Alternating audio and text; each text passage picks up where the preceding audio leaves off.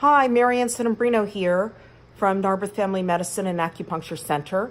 Wanted to talk about change. And it is so much more important to consistently make little microscopic changes across time than it is to come out with a great deal of gusto and bravado and motivation and try to do things in a very bold, dramatic way. It is not sustainable. I would gladly take somebody who is obsessed over somebody who is motivated or passionate.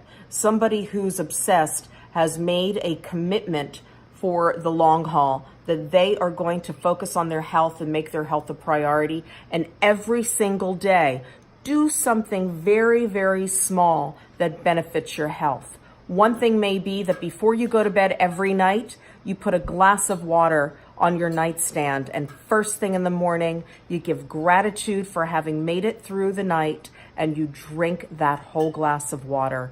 You've already become successful in doing something positive for your health, and you haven't even gotten out of bed yet.